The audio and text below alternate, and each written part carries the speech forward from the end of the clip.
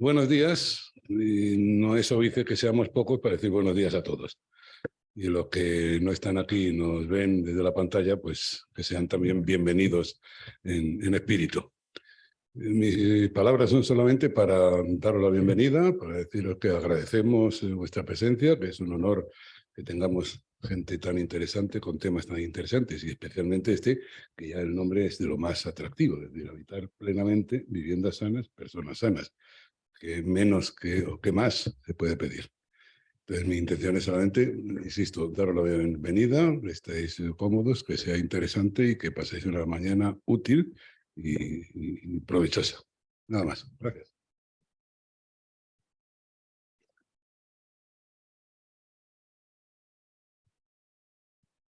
Pues muchas gracias, Jesús, por ser una vez más anfitrión de las actividades de la profesión, de la cual puedo decir que nos sentimos bien orgullosos de poder estar en esta casa magnífica. Daros los buenos días a todos y bueno, mi intención es abrir esta jornada y abrir como una ventana, ¿no?, de pensamiento. No tengo más intención que esa, contribuir a que si despiertas alguna conciencia y algún interés, pues por lo menos algo habremos avanzado, ¿no?, en este mundo en el que parece que nos movemos entre ladrillos y poca cosa más. Hay muchas cosas más. Esas cosas van adquiriendo en el consciente colectivo cada vez más importancia y bueno, intentaré decir por qué estamos aquí. Para ello he traído este libro que se llama Neurociencia del cuerpo, cómo el organismo esculpe el cerebro, que bien sea por el color de la portada, bien sea por el título, más bien por el título, despertó mi interés en una librería y claro, comencé a ojearlo con una sorpresa muy agradable de cómo se divulgaba el conocimiento contenido en él, que es mucho.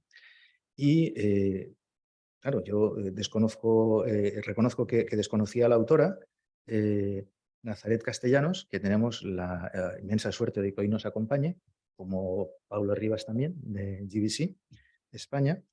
Y esto, claro, entronca magníficamente con esta línea de trabajo que el Consejo General pues inauguró hace casi ya 6 años, con aquella iniciativa que todos conocéis de 7 llaves para un edificio saludable, a la que luego siguió Edificios y Salud, que ya lo hicimos en colaboración con GBC y con AICE, y en el que comentaba antes, 70 expertos, nada más y nada menos que 70 expertos, pusieron sus conocimientos de forma desinteresada y de una manera, digamos, tangencial, transversal, en el que confluyeran varias visiones de los mismos conceptos, pues a disposición de generar esa publicación, Edificios y Salud.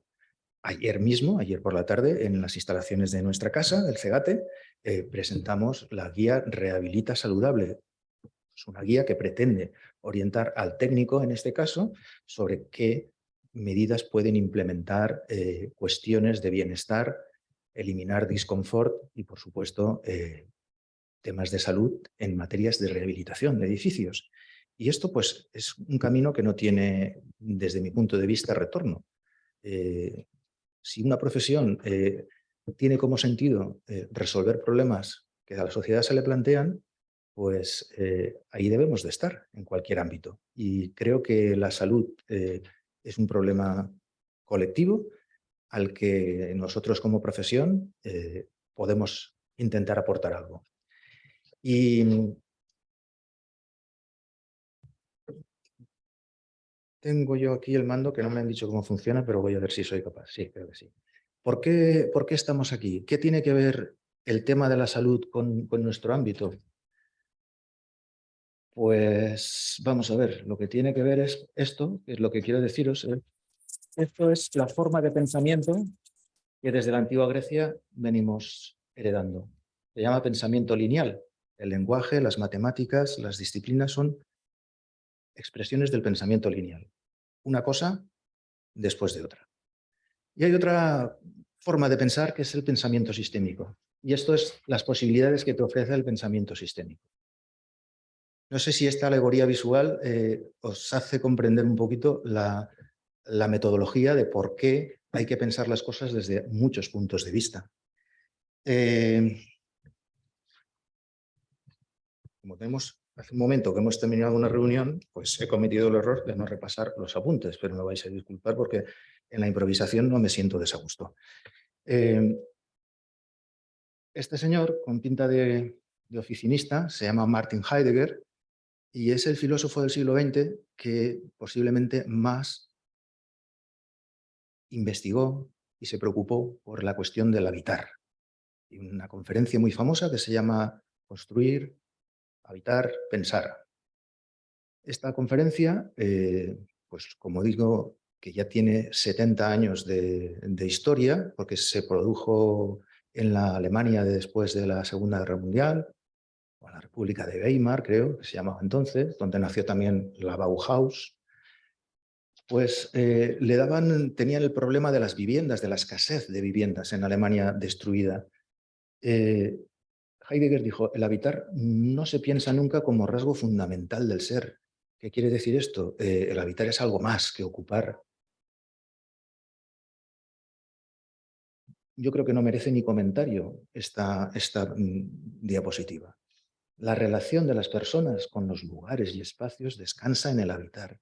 O sea, el habitar nos está proponiendo, o nos está haciendo ver que hay una relación bidireccional entre lo que ocupamos como espacio material, llámese edificio, llámese ciudad, llámese espacio. Y aquí Heidegger propuso ya, yo le diría que un avance de lo que es la preocupación por el medio ambiente. Esta corriente tan pujante ahora, desde ya hace unos años, medioambientalista, y cuando dijo, porque entonces el lenguaje era diferente, dijo, el hombre habita en la tierra. Y habitar es el cuidar, custodiar y velar por. Y dijo también, el construir tiene como objeto, como meta, el habitar. O sea, el construir no es una meta en sí misma. Y decía lo de esta frase porque las personas habitan en tanto salvan y cuidan la tierra. Y reflexiona, la palabra salvación no es aquello que nos libra de un peligro, sino que nos franquea la entrada a su propia esencia. Salvar la tierra, nos decía, por eso digo lo del manifiesto, no es apropiarse de ella, no es hacerla nuestro súbdito, no es conducirla a la explotación sin límites. Estamos hablando de 1952. Ya tenía una visión de cómo iba a devenir en los acontecimientos. Y también nos hacía como una premonición, nos daba como una premonición de la sociedad actual. Dice, las personas habitan en tanto en cuanto no convierten la noche en día, ni hacen del día una carrera contra el reloj sin reposo. Yo creo que todos entendemos que es nuestra forma de pasar el día a día en estos momentos, la sociedad del productivismo, o si queréis de Byung-Chul Han, que dice la sociedad del cansancio, la sociedad de la autoexplotación. Hay muchos conceptos que siempre hablan de lo mismo. Vivimos contra el reloj. No, prácticamente no habitamos. Por tanto, dice Heidegger, habitar pues es el rasgo fundamental del ser. Y me voy a referir textualmente al libro de Nazaret, en donde dice, Gallagher propuso su yo mínimo, como aquel que permite la consciencia de uno mismo y nos hace sentirnos propietarios de nuestro cuerpo.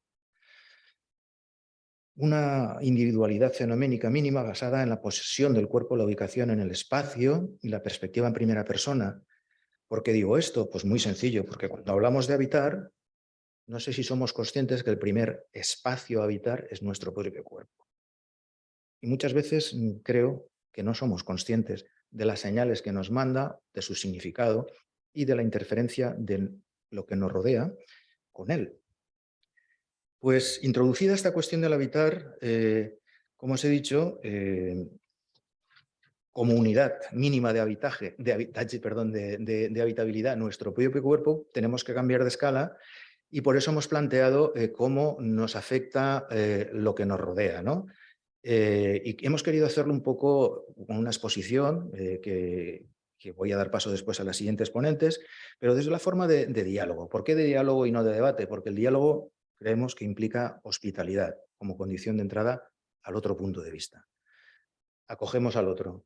Creemos que nos enriquecemos con las opiniones, no las enfrentamos. Y con esto también quiero decir que tenemos el nivel de conciencia, quizás no es la visión que se nos ha instaurado desde que tenemos uso de razón. Las corrientes fenomenológicas nos dicen solo existe lo que es, pero nosotros no vemos todo lo que es ni lo que existe. De hecho, yo leí un artículo que no sé si es atrevido o no, pero cifra en un 10 elevado a menos 7 nuestra capacidad de visión de lo que existe. Caray, me parece muy fuerte para negar ciertos fenómenos que no tienen evidencia demostrable científica, pero que la potencia de la intuición a veces derrota a la razón, ¿no? O casi siempre.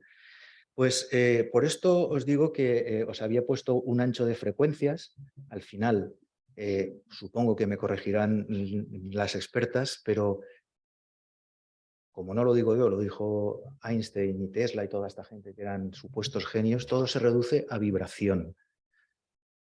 ¿Qué es esto? Pues la vibración es, yo diría que la unidad mínima de calibración de la existencia. ¿Y qué vemos nosotros? Pues nosotros vemos colores. ¿Escuchamos colores? No, no podemos escuchar colores. Sí, salvo alguna persona especial como Alexander Scriabin, que era un compositor ruso, o como Kandinsky, que tenían una cosa, y yo desde luego no llamo enfermedad, sino todo lo contrario, una bendición que se llama sinestesia, que conecta sentidos. Y entonces veían cómo sonaba el color rojo, o qué color tenía una nota. Esto como anécdota nos sirve para demostrar que no todo es tan prosaico. Por digo que no podemos escuchar colores, ahí tenemos la frecuencia en hercios de una gama básica de colores, como veis, el rojo es el más bajo, no sé si por eso se le hizo el color de las bajas pasiones, pero vamos, supongo que será una coincidencia. Y el violeta, que es el color de la espiritualidad, ¿no? ¿Qué rango de frecuencias estamos hablando? Pues estamos hablando de entre 384 y 769, 10 elevado a 12 hercios. ¿Qué significa eso? El típico y consabido La del centro del piano, referencia universal de afinación, es 440 hercios. Estamos hablando de una escala de muchos, muchos, muchos ceros añadidos a esos hercios. No oímos los colores, afortunadamente, porque tenemos un sistema de audición, yo creo que muy bien diseñado para evitarnos la locura instantánea. Los ultrasonidos, toda esta serie de cosas que el oído humano, no sé si por evolución o cómo se ha producido, ya nos ilustrarás tú con eso, pues discrimina o no es capaz de escuchar. Pero quisiera avanzar un poco más. ¿Y por qué lo de las vibraciones? Pues fijaros que en la época humanista del Renacimiento se rescató la teoría pitagórica de que los números no eran sino símbolos, no eran cantidades, sino tenían un significado muy potente, tanto es así que los consideraban parte de la divinidad. Y yo creo que es bastante conocida la historia de cómo nació la escala occidental. Hay unas proporciones numéricas, 2:1, 3:2 y 4:3, que son las tres razones fundamentales de la escala. Pero esto, que en sí pues es una curiosidad, adquiere un poco más de importancia cuando Alberti, en el Renacimiento, dice, estas razones numéricas se repite en la contemplación de una forma arquitectónica proporcionando cualquiera de estas relaciones. Al arquitecto, así pues, no tiene más que trasladar dichas razones numéricas del lenguaje musical a las dimensiones del espacio arquitectónico. Y abajo te da instrucciones. ¿Cómo había que hacerlo? Se sirven los arquitectos a las mil maravillas y los utilizan en la construcción de las plazas, superficies al aire libre, en la que se toman en consideración los diámetros, anchura, longitud, bien de 3 en 3, bien de 2 en 2, pero nunca con libre albedrío. Siempre había una justificación. Hace 10 minutos comentábamos la sensación de belleza que le invade uno en Venecia, en Florencia, y decíamos, ¿y por qué? ¿Cómo calibramos esa sensación?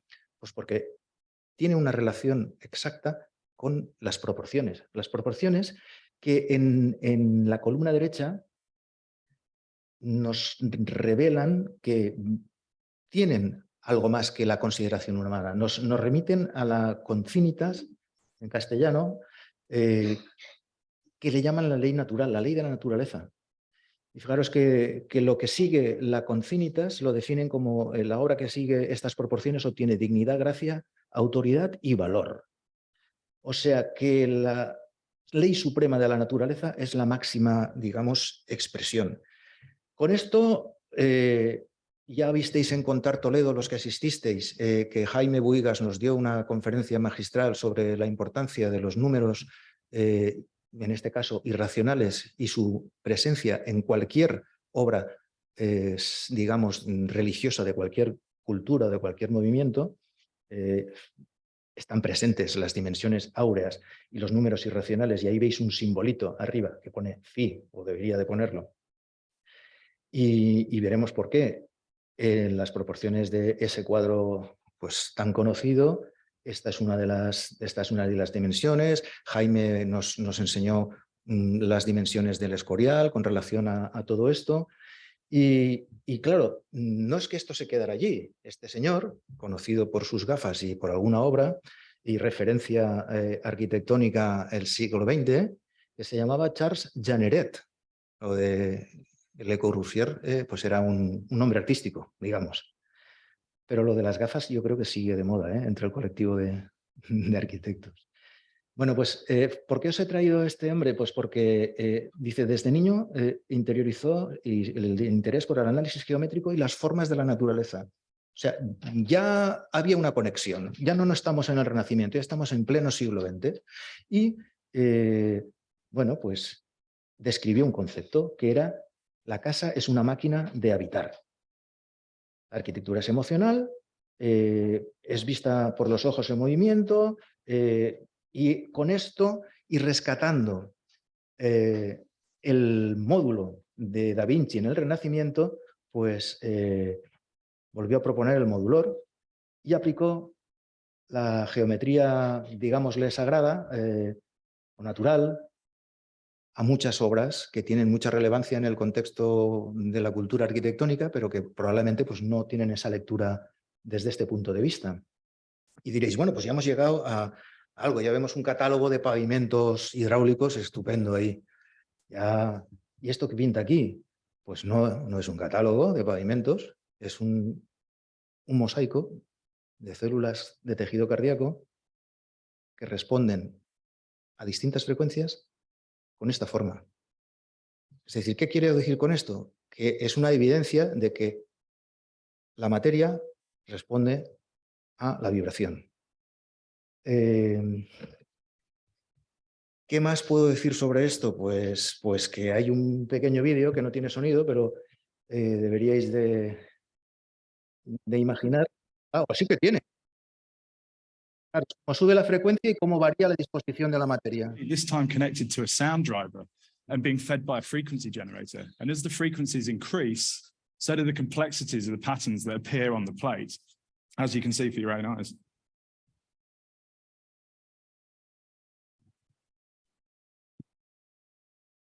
Bien, con esto, que es un experimento muy sencillo de realizar, lo que queremos introducir es la importancia de la vibración y, desde luego, de cómo afecta a la materia, que luego pues, la doctora Castellanos pues, traducirá a un lenguaje con mucha más autoridad. Yo simplemente he hecho de introductor. Lo que sí que se repite a lo largo de la historia y en las diferentes etapas del pensamiento es esa remisión a la naturaleza como algo, digamos, de orden superior. Lo vemos, por ejemplo, en la Sagrada Familia. La Sagrada Familia es un bosque de piedra iluminado. Es una definición propia que no tiene por qué tener valor, pero la Sagrada Familia es un bosque de piedra clarísimamente. A la Sagrada Familia hay una puerta, que es la Natividad, que básicamente es un jardín vertical ¿Qué simbología tiene esto? Yo creo que la tiene muy clara. Es decir, quien quiera entrar al mundo de la espiritualidad, puertas adentro, tiene que hacerlo a través de la naturaleza. Esto es una corriente de pensamiento que ya a principios del 20, Walt Whitman y todos los americanos, pues de esta corriente lo propugnaban. Y hay un número que se nos ha repetido a lo largo de la historia, que es el número de oro, el número áureo, que todos sabéis lo de la proporción áurea, y que está más presente en nuestras vidas de lo que creemos, y lo voy a demostrar básicamente pues enseñándoos esto. Esto tiene dimensiones de proporción áurea. Los carnets de identidad, las tarjetas de crédito, son 1 por 1, 618, que es el número phi, 1 más raíz de 5 partido por 2. ¿Dónde viene la magia? Y acudo a tu libro. La relación. Sabéis que los cerebros, pues como nos comentará la doctora, tienen diferentes estados de vibración, alfa, gamma, tal, y cada una tiene unos estados, digamos, de funcionamiento, de conciencia. Y nos dice Nazaret, la relación entre las frecuencias centrales de cada banda espectral es igual a un número. ¿Qué número? Ese, phi. O sea, es una demostración más que la ciencia ha acabado demostrando empíricamente que ese número mágico, 1,618 y millones de decimales, porque es irracional, es una constante en la naturaleza, en la vida. Y bueno, básicamente mi introducción quería llevaros a este punto, el decir, oye, ¿tiene importancia qué material ponga en mi casa, qué dimensiones tenga mi casa, qué colores tenga, qué iluminación? Pues la tiene toda, toda, desde el punto de vista de una conciencia plena. Por eso llamamos a la jornada habitar plenamente, no sesgadamente. Pues como hemos visto, pues Le Corbusier, Gaudí, Tesla, todos estos, digamos, personajes destacados de la historia nos muestran un camino que es recuperar las constantes naturales en la medida de nuestras posibilidades. Las últimas corrientes en el urbanismo nos hablan de la naturación de la ciudad, de recuperar de los jardines en donde puedan haber jardines. Todas estas corrientes tienen un origen que hemos intentado resumir en esta comunicación. Y claro, yo tengo una conclusión, que no es mía, es de Jorge Weisenberg. Dice, si la naturaleza es la respuesta, ¿cuál es la pregunta? Está clarísimo, ¿no? Y yo lo que creo, sí que es mi opinión personal, es que si queremos progresar y mejorar como especie en salud y en conciencia plena, nos queda un largo camino de vuelta. Y con esto, pues doy paso a la siguiente ponente, que es Paula Rivas, de GBC.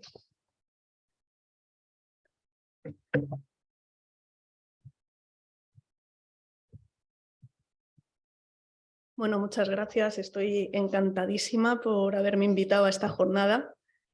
Ya esta presentación me ha encantado. Estoy deseando escuchar a Nazaret. Creo que vamos a aprender todos aquí un montón. Yo voy a aterrizar un poquito en el mundo de lo construido, quizá, ¿no? Pero intentemos verlo desde otro punto de vista. Este es un estudio que se hizo en 1974 en Canadá. Lo hizo Lalonde, si no digo mal el nombre, y definió un poco cuáles eran los factores que determinaban la salud de las personas. Dijo que el 50% estaba determinado por el estilo de vida, el sedentarismo, la alimentación que tenemos, que un 20% lo tenían los factores ambientales, lo que nos rodeaban, otro 20% los factores biológicos, nuestra carga genética, y solo un 10% estaba causado por el sistema sanitario, ¿no? Y sin embargo, cuando lo contraponías a los recursos económicos que se destinaban, resulta que en aquella época se destinaba un 90% de los presupuestos al sistema sanitario y muy poquito a los factores ambientales, muy poquito al estilo de vida, un poquito más a los factores biológicos. Eso creo que está cambiando, pero probablemente no lo suficiente. Esto lo que nos viene a decir es el famoso dicho de más vale prevenir que curar.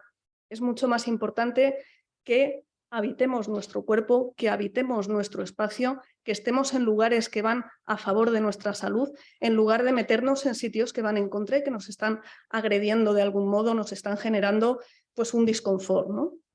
Y eso es algo que durante mucho tiempo hemos dejado un poco de lado.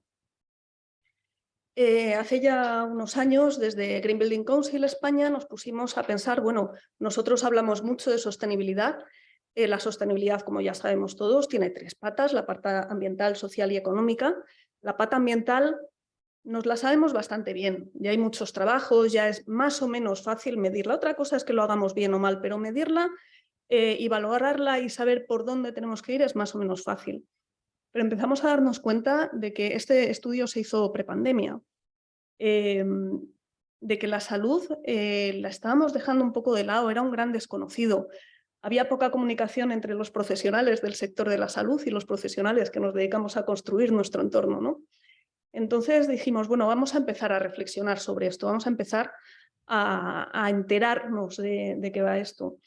Hicimos esta especie de diagrama que no sé yo si se entiende muy bien, pero nos ayudó mucho a situarnos, ¿no? Que el centro somos las personas tenemos una forma de vivir, una serie de actividades, que están las actividades fisiológicas, que equivaldrían a la pata ambiental de la sostenibilidad. Son quizá las primeras en las que pensamos, las más sencillas, entre comillas, de medir, las que más nos vienen a la cabeza, pero también estaba la actividad cognitiva, que es un poco cómo interpretamos la realidad, ¿no? Lo hemos estado viendo, realmente percibimos muy poquito de lo que ocurre aquí a nuestro alrededor, lo masticamos, lo digerimos, lo interpretamos y con eso construimos nuestra realidad, que además es distinta a la realidad de cada uno de nosotros. Tiene muchos factores comunes, pero a veces nos ocurre, ¿no? Que estamos leyendo un libro, lo comentamos con otra persona y decimos, ostras, si es que estamos leyendo libros distintos, ¿no? Pues porque cada uno lo ha interpretado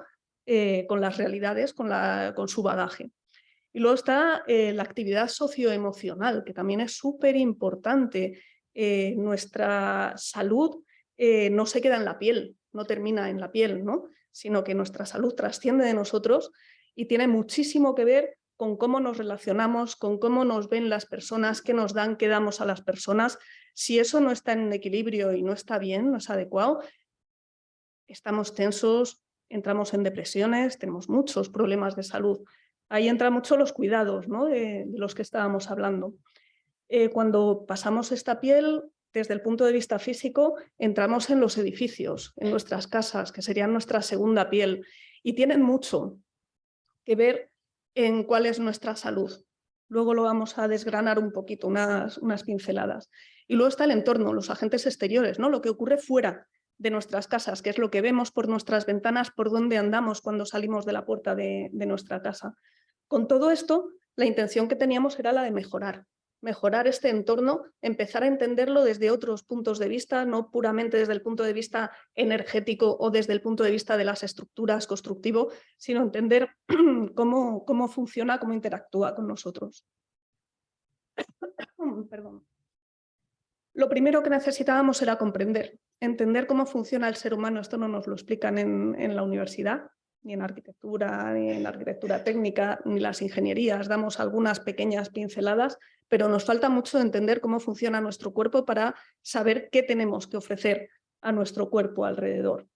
Aquí he traído, bueno, los procesos biológicos relacionados con el sueño.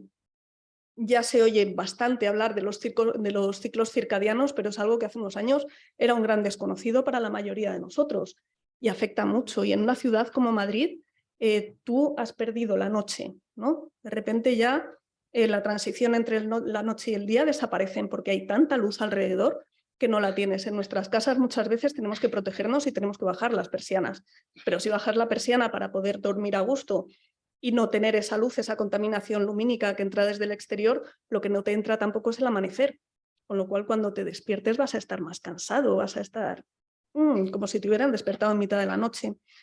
Todas estas cosas tenemos que tenerlas muy en cuenta. Cuando empezamos aquí dijimos, bueno, pues vamos por lo fácil, entre comillas, que ya era un mundo para nosotros. Vamos a empezar con lo fisiológico, que fue el primero de los informes que hicimos. Las necesidades fisiológicas son necesidades básicas para mantener la homeostasis e incluyen aire, descanso, comida. La homeostasis, ¿qué es? Es la forma que tiene nuestro cuerpo de equilibrarse, de regularse. En cuanto alteramos algunas cosas, como por ejemplo la iluminación nocturna, ocurren cosas de las que no nos estamos dando cuenta. Alteramos nuestro sueño, pero también alteramos nuestro sistema digestivo, nuestro sistema nervioso, un montón de cosas, y muchas de ellas no somos ni conscientes, ¿no? Entonces es importante mantener este equilibrio y este cuidado del entorno en el que nos encontramos. Estamos ahora desarrollando el siguiente informe que habla de lo cognitivo y lo socioemocional. Nos encanta esta parte y encantadísima de conocer a Nazaret. Vamos a ver qué sale, espero poder contároslo dentro de bastante poco. Se trata de entender cómo influyen esos estímulos más allá de la calidad del aire, de la calidad acústica, lumínica y demás. Otros estímulos sensoriales, lo hemos hablado, las proporciones, el espacio en el que nos encontramos, la altura del espacio, los colores, los materiales que tenemos, pero también distribuciones que permiten acoger a gente en tu casa, manteniendo una zona de privacidad, ¿no?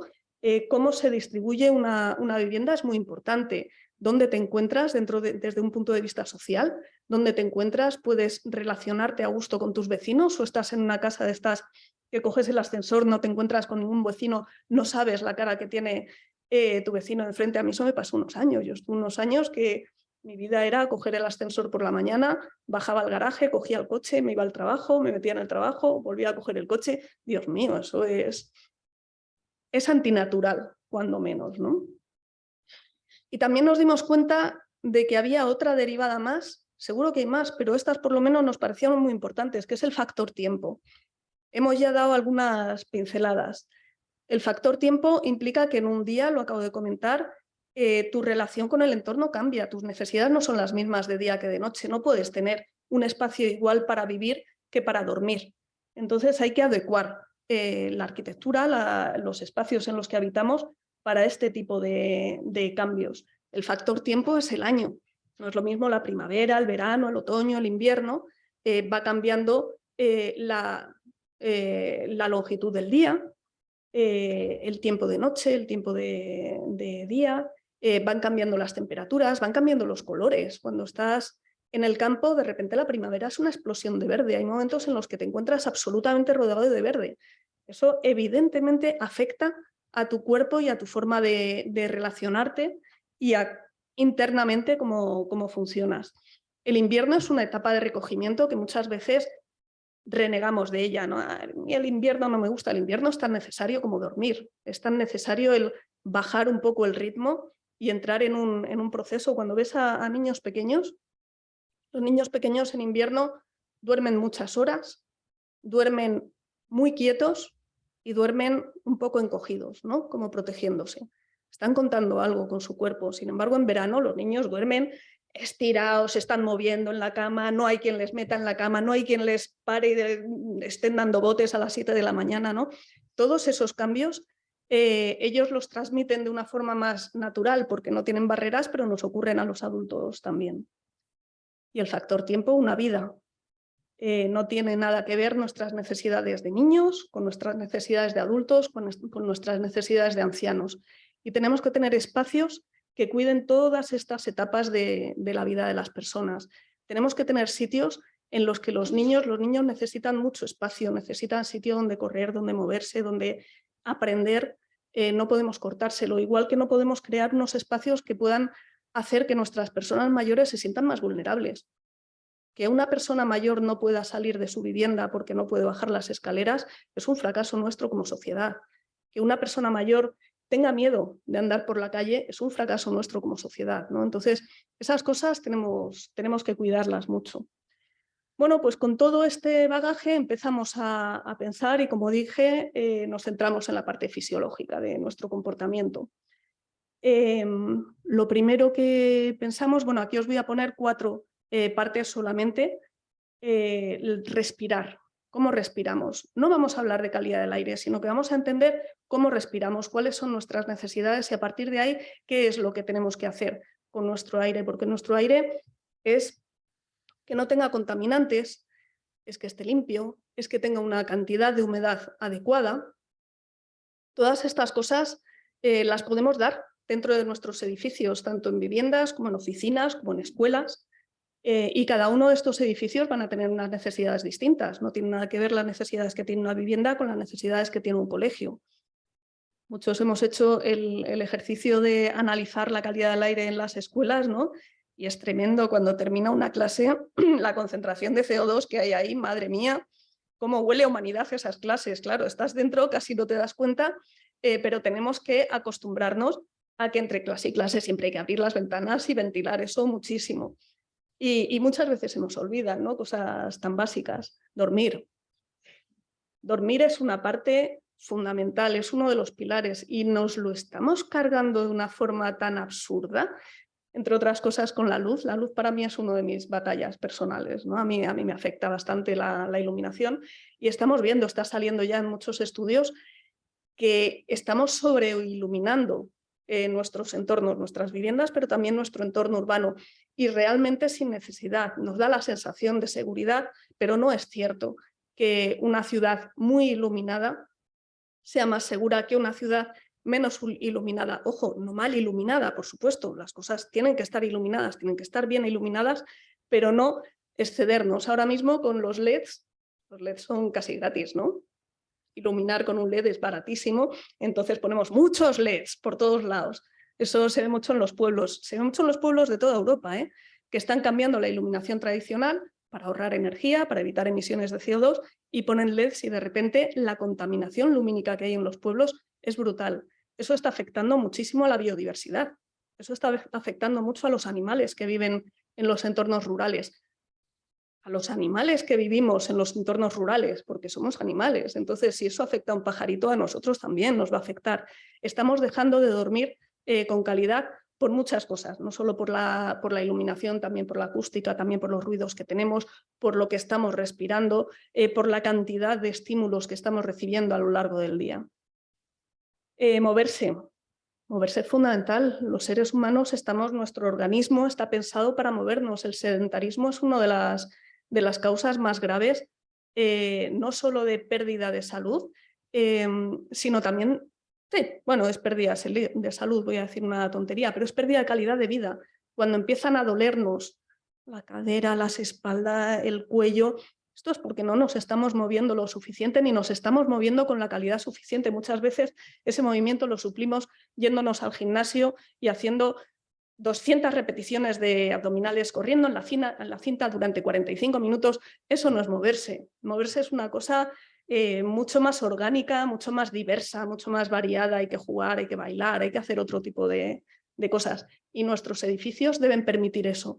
Nuestros edificios no pueden esconder las escaleras para moverse. Y por cierto, eso lo digo aquí, que he subido hasta la primera planta y a partir de la primera planta he tenido que subir en ascensor porque no he encontrado las escaleras, que estarán, pero no las he encontrado.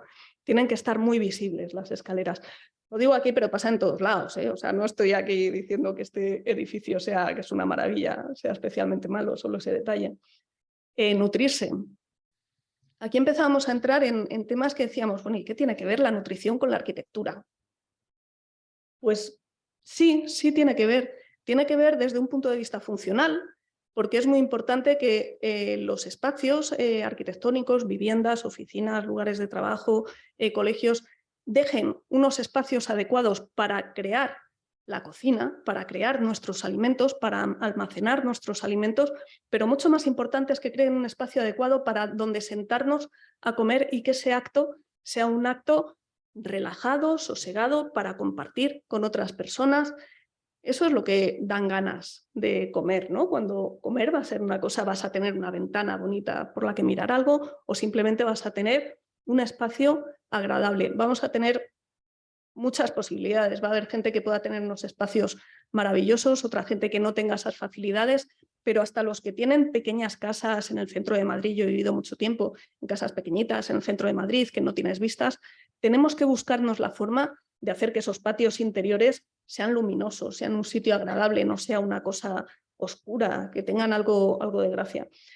Pues comer es otra de las cosas fundamentales. Y por último, invitaros a que si queréis conocer más, tenéis tanto este informe que os he comentado, el de salud, espacios y personas, como el de edificios y salud, que hicimos junto con el CEGATE y AICE, en más sitios, pero también en nuestra página web de gbce.es. En cualquier sitio os lo podéis descargar, son gratuitos, y os invito a que buceéis un poco en este mundo de la salud y de la relación de la arquitectura con la salud. Y nada más, muchas gracias.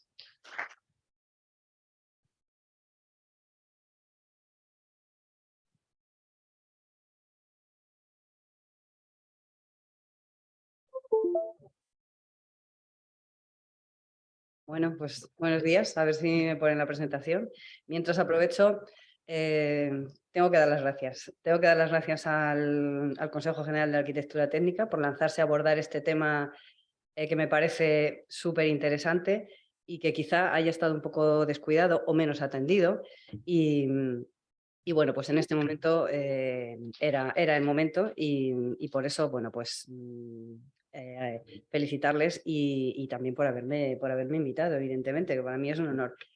Quiero felicitar también y dar las gracias al colegio que me ha dejado entrar en esta casa, bueno, también un poquito mi casa, a la que llevo con muchísimo orgullo perteneciendo más de 35 años y aquí quiero seguir estando. A mis compañeros, que voy a aprender y estoy aprendiendo muchísimas cosas y creo que es muy interesante que hayamos encontrado este punto de encuentro, ¿no?, entre diferentes materias, pero que al final nos llevan a todas, que es lo que hoy queremos hacer, ¿no? El crear edificios y viviendas, sobre todo, que sean sanas para que tengamos los habitantes de ellas también sean personas sanas. Y bueno, pues a todos los que habéis venido presencial hoy, que estáis online, porque evidentemente pues sin vosotros sería un rollo ponernos aquí a contar en lo que nosotros trabajamos si nadie nos escucha. Y bueno, pues yo voy a bajar un poco más a la tierra, ¿no?, y a pensar en eso que ya han mencionado antes, que es el tema de la diversidad de las personas, que al final somos los que convivimos. Me gustaría que os quedarais con 3 cosas de esto que voy a contar. 1, ¿qué es la accesibilidad cognitiva? 2, ¿qué herramientas de gestión tenemos para aplicar esa accesibilidad cognitiva? Y 3, que tengamos claro que la accesibilidad nos afecta a la salud de todas las personas, no solo de las personas con discapacidad, sino de todas las personas. Si entendéis estas 3 cosas o salís con estas 3 ideas, pues yo estoy súper satisfecha. Bueno, ¿qué es la accesibilidad? Pues evidentemente todos sabemos qué es la accesibilidad. Es una condición que debe de cumplir el medio para que pueda ser comprensible, utilizable, disponible, practicable por todas las personas. O sea que todo tiene que poder ser utilizado por todos de la forma más natural posible. Y aquí nos aparece la accesibilidad cognitiva, que afortunadamente había sido la gran olvidada, pero a partir de abril del año pasado, del 2022, ya ha entrado dentro del texto refundido de la Ley General de los Derechos de las Personas con Discapacidad, que es un hito muy importante porque ha pasado a formar parte de la ley, ya es ley, pero es que además forma parte de la accesibilidad universal junto con la accesibilidad física y la accesibilidad sensorial. ¿Y qué es eso de la autonomía personal? Porque estamos hablando de accesibilidad, pero ¿qué es la autonomía personal? Pues la autonomía personal es la capacidad que tienen las personas de poder decidir sobre su existencia y de poder hacer lo que necesiten en su vida cotidiana sin la necesidad de tener ayuda de terceras personas. O sea que, en resumidas cuentas, de lo que se trata es de que poder ser capaz de tomar decisiones y participar en la sociedad de una forma independiente. Por poneros un ejemplo, pues nadie concebiríamos que para poder salir de nuestra casa y no usar las escaleras, pero bajar el ascensor, alguien de nuestra casa tuviera que salir a llamarnos al botón. Eso es algo instintivo que hacemos rápidamente, ¿no? Pues hay muchas personas que sí que necesitan que alguien les dé el botón, pulse el botón del ascensor para poder utilizarlo. Eso es autonomía personal. Y bueno, pues es muy curioso porque a raíz de la pandemia, bueno, pues empezaron a cambiar una serie de cosas que en el tema de la accesibilidad llevábamos trabajando desde hace mucho tiempo y nos costaba, ¿no? Nos costaba introducir y nos costaba que se comprendiera. Y bueno, pues gracias a esta pandemia, vamos a sacar el lado positivo, todas estas cuestiones han pasado a ser prioritarias en base a la seguridad y la salud. Entonces, de repente, pues cuestiones como la distancia, el 1,50, que siempre se había trabajado, ¿no? Pues es la distancia que necesita, el diámetro de giro que necesita una persona usuaria de silla de ruedas para girar, o la separación en la que tú te encuentras cómodo deambulando por la calle. Bueno, pues eso nos seguía costando y en nuestros pueblos y ciudades seguíamos haciendo aceras estrechas porque no lo entendíamos. Y en cambio, pues llega la pandemia y por seguridad y salud automáticamente se aplica el 1,50 de distancia. Pero es que nos pasa lo mismo con la limpieza y la protección, algo que afecta tanto a la salud y que, bueno, pues por tema de alergias o por muchas cosas propiciábamos, ¿no? El poder lavarse las manos, usar mascarilla, pero no se conseguía. Y, pues como os digo, gracias a la pandemia, pues nos hemos llenado de dispositivos para limpiarnos las manos, somos muchos más cuidadosos y el tema de la limpieza y la protección personal ha pasado a formar parte de nuestra vida. Lo mismo pasa con los automatismos. Los automatismos para las personas con discapacidad pues son fundamentales porque les confieren una autonomía que antes hablábamos que de otra forma no sería posible, ¿no? Pero es difícil meter los automatismos.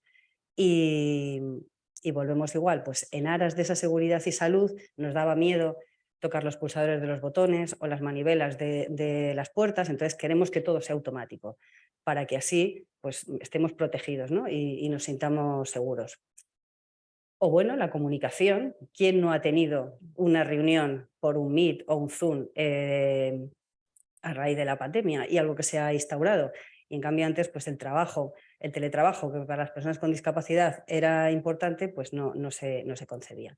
Y luego yo creo que en lo más importante y que más hemos conseguido es en la señalización. De repente, todos nuestros edificios, nuestras calles, se han llenado de señales, de carteles, de bandas que nos dicen por dónde tenemos que entrar, por dónde tenemos que salir. Y curiosamente, hemos visto que eso funciona y que nos da seguridad y que nos gusta que esté así. Y en cambio antes pensábamos que poner algo en nuestros edificios que eran estéticamente bonitos, pues distorsionaba, ¿no? o rompía esa estética.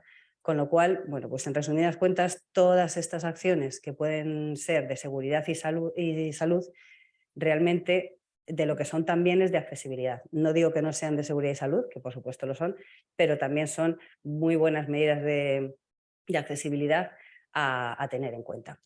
Y bueno, pues la accesibilidad cognitiva va dirigida a todas las personas, ¿no? A personas fundamentalmente que tienen dificultades de comprensión o una minusvalía o un deterioro cognitivo, pero nos afecta a todos. ¿Qué nos ocurre cuando no podemos salir de casa porque nos encontramos situaciones como estas, ¿no? que viviendas que a lo mejor no tienen ascensores? Pues esto nos produce internamente rabia, nos produce mal humor, por supuestísimo nos produce enfermedades, ¿no? Porque, bueno, pues si no puedes salir a la calle, si puedes bajar por las escaleras no tienes problema, pero si no puedes bajar por las escaleras, pues bueno, pues eso, sedentarismo, como ya se ha comentado, obesidad, enfermedades cardíacas, depresión, por supuestísimo pérdida de socialización, nos quedamos dentro de las casas y no socializamos con las personas fuera. Nos pueden producir lesiones, como puede pasarle a esta persona que está bajando con un carrito de su bebé.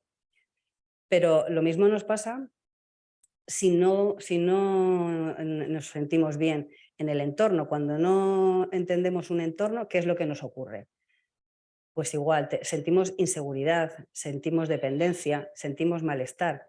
Y precisamente estas son las cosas que vienen un poco a resolver la accesibilidad, tanto la accesibilidad universal en el caso anterior que hemos visto de una cuestión física, como la accesibilidad cognitiva en este caso, que es un tema de comunicación. Pues eso es precisamente lo que nos proporciona la accesibilidad cognitiva, el hacernos la vida mucho más fácil a todas las personas, porque evidentemente si tenemos cuestiones como esta, ¿no? En la que nos indican, nos dirigen, nos señalan, pues ¿qué es lo que sentimos con eso? Sentimos seguridad, porque sabes que efectivamente no te vas a equivocar. Si has cogido la línea verde porque querías ir a una tienda, te va a llevar a una tienda, luego estás seguro de llegar allí. Eres independiente, tienes esa autonomía de la que hemos hablado al principio. No necesitas que nadie te diga lo que tienes que hacer porque independientemente y de una forma autónoma puedes tomar esa decisión. Y al final eso lo que te lleva es a tener un bienestar. Y si luego además, pues como veis que ahí pone sígueme, follow me, somos capaces de darle información en diferentes formatos, en este caso es en castellano y en inglés, pero podemos darlo en braille o en lengua de signos o en otros sistemas alternativos, pues cada persona cogerá el mensaje según el sistema de comunicación que mejor le venga, ¿no? Y eso pues complementa a lo que es la accesibilidad. Y bueno, pues ¿qué herramientas nos puede ofrecer la accesibilidad? Pues juntarlas un poco, ¿no? Se han ido desglosando ya muchas, las habéis ido comentando, pero por tenerlas de una manera, pues así todas juntas, pues podríamos clasificarlas en 3 grupos, ¿no? Podríamos tener tres tipos de herramientas. Por un lado estarían las herramientas o recursos de orientación, y entonces estamos hablando pues, de pictogramas, de señalización de espacios, de recursos wayfinding, de medios humanos. Los medios humanos también son evidentemente importantes, ¿no? En sus 2 componentes, desde el punto de vista de la asistencia personal, para que las personas con discapacidad puedan realizar su proyecto de vida de forma autónoma, y las personas que están de cara al público, ¿no? Para dar una información. Los medios tecnológicos, evidentemente los recursos tecnológicos mejoran muchísimo la autonomía personal y ayudan a realizar y adecuar todas las tareas cotidianas. Y luego tendríamos los recursos de comunicación o las herramientas de comunicación, entre las que tendríamos la lectura fácil, que es bueno, pues todo el conjunto de utensilios, ¿no? O de herramientas para poder crear una comunicación fácil con una validación por parte de los propios usuarios. Tendríamos sistemas aumentativos y alternativos de comunicación que tienen que ver con la forma de comunicación no verbal, la señalización, la comunicación digital y los medios humanos. Y el último grupo de herramientas y que un poco más nos afectan, ¿no? y también se han ido ya comentando, pues en primer lugar tendríamos el uso del color y los acabados. Es muy importante la estimulación mediante el uso del color pues para generar un interés visual. Entonces, asociar a lo mejor determinados colores, pues por ejemplo decir, tienes que ir a la sala que tiene los asientos rojos, pues asocias con que es el salón de actos. O poner hitos que sirvan de puntos de referencia, pues lo que ayudan es a esa comunicación sensorial. Entonces, bueno, pues en este caso, por ejemplo, pues veis que se ha puesto todo un camino por el techo en un color amarillo que sirve como de camino que te lleva en este caso, bueno, pues es una oficina, pues a las diferentes aulas y demás, ¿no? O un pilar en el que están puestos unos colores que sirve de señalización. Otro recurso sería la iluminación. Bueno, yo estoy totalmente de acuerdo con la antigua ponente que el tema de la iluminación es algo fundamental y bueno, pues que quizá no le prestamos esa importancia, ¿no? Entonces, ¿qué es necesario? Por supuestísimo, jugar con el uso de la luz natural y cuando no es posible, pues ir siempre a iluminaciones indirectas, y que sean con refuerzos en zonas puntuales, ¿no? Pero no hacer un abuso excesivo porque precisamente lo que nos genera es eso, ¿no? Un estado de ansiedad inconsciente, pero de ansiedad. El tema de la acústica, pues bueno, no tengo que deciros, ¿no?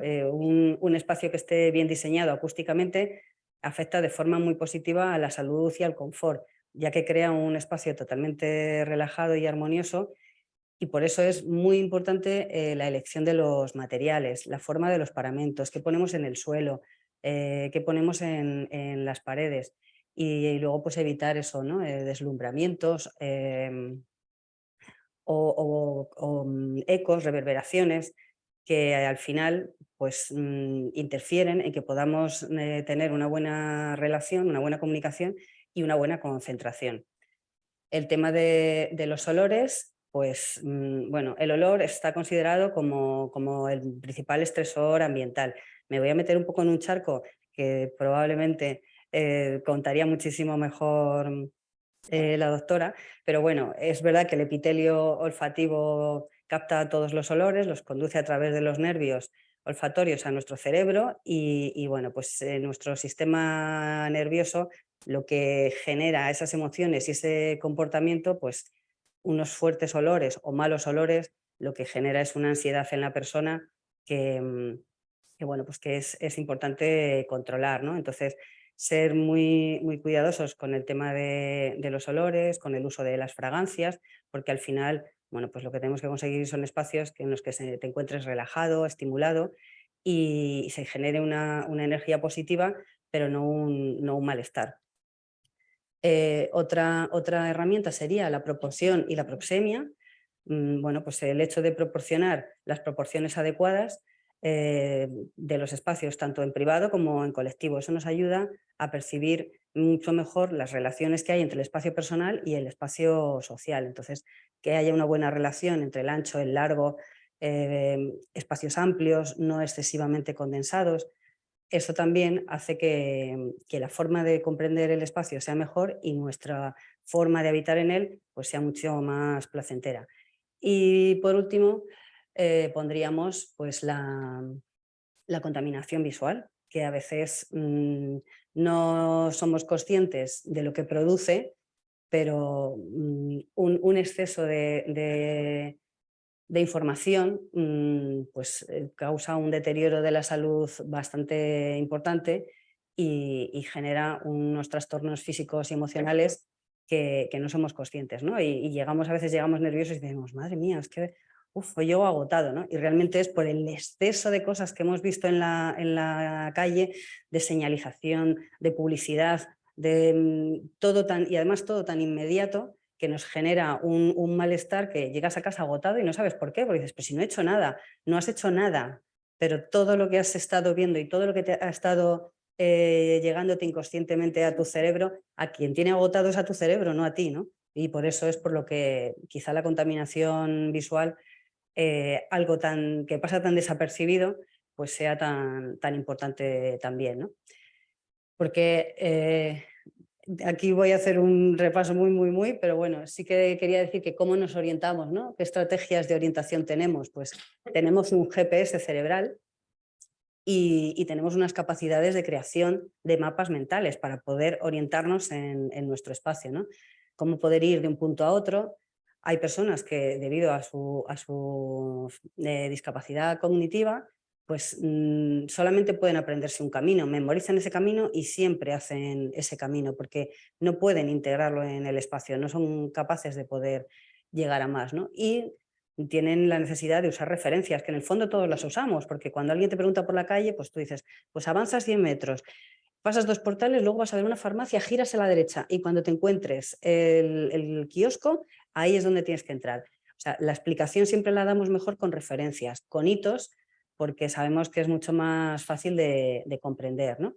Y bueno, pues esto lo quise poner porque hay un Nobel de Filosofía que habla de que tenemos unas neuronas de ubicación, que son las que saben dónde podemos estar, y unas neuronas de retícula, que son las que ayudan a facilitar la elaboración de esos mapas mentales. Cuando tenemos algún tipo de distorsión en nuestras capacidades es por lo que nos falla la elaboración de esos mapas, ¿no? Y la desorientación pues se genera, ¿no?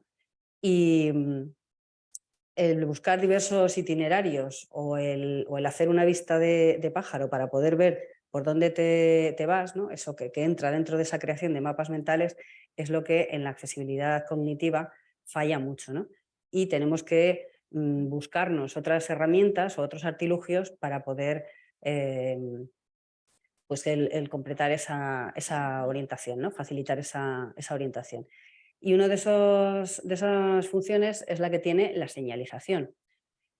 Pero ¿cómo tiene que ser la señalización? La señalización tiene que ser informativa, que nos dé datos sobre el entorno en el que estamos.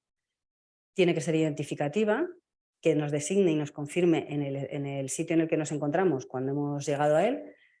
Direccional, que nos encamine, y orientativa. Pero es muy importante que tengáis claro que una buena señalización nunca va a corregir un mal diseño, por lo que el diseño es fundamental y luego la señalización corrobora o ayuda a mejorar ese diseño. Pero una buena señalización, si el diseño de partida es malo, nunca va a ser la solución para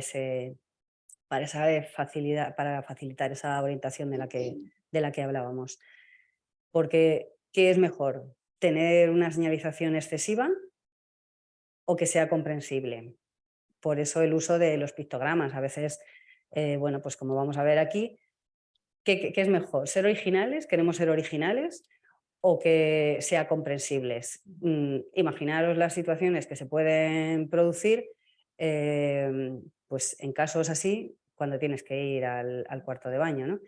Pues aquí no se trata de que hagamos diseño original, sino de que hagamos diseño que sea comprensible, porque, y no tiene por qué estar reñido el diseño con la usabilidad. Y ya entrando en la última parte que os decía, ¿no? De la última idea que me gustaría que sacarais, pues es que la accesibilidad siempre se asocia con la discapacidad y realmente eso no es así. La accesibilidad nos afecta a todos. Es verdad que la accesibilidad es fundamental para un 10% de la población. Un 10% de la población que tiene una discapacidad, bien sea física, sensorial o cognitiva, reconocida por un certificado, en nuestro caso en España el Inserso, pero es un 10% de la población. Y para ellos es fundamental. Pero es necesaria para un 40% de la población, que aún no teniendo una discapacidad reconocida, en determinados momentos o en momentos puntuales puede estar en situación de discapacidad. Bueno, pues por un accidente, la vejez, con la vejez se minoran nuestras capacidades físicas y sensoriales, pero no está considerado una discapacidad. O el embarazo, o una persona que deambula por la ciudad con el carrito de la cerveza. ¿Estamos en situación de discapacidad? Porque nos estamos moviendo con ruedas o porque la necesitamos, pero no es fundamental, pero también es necesaria. Y luego, para el 100% de la población, directamente es pues algo de confort. Con lo cual, como vemos que a todos nos resulta mucho más fácil pues, entrar por una puerta automática o utilizar la tecnología, lo que vemos es que al final la accesibilidad lo que nos une es a todos en la igualdad. Entonces, la accesibilidad no es para las personas con discapacidad, la accesibilidad es para todos.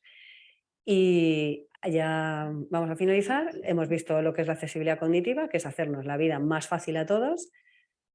Hemos visto las herramientas para gestionar esa accesibilidad, que tenemos herramientas de orientación, de comunicación y espaciales, y que la accesibilidad nos afecta a todos. Y por hacer una última reflexión final, un poco recogiendo todo lo que han dicho anteriormente, bueno, pues tenemos la pirámide de Maslow, donde se indican las necesidades básicas, que al final lo que consiguen es la autorrealización. Y como veis, todas las necesidades fisiológicas están en la base, que son las más importantes.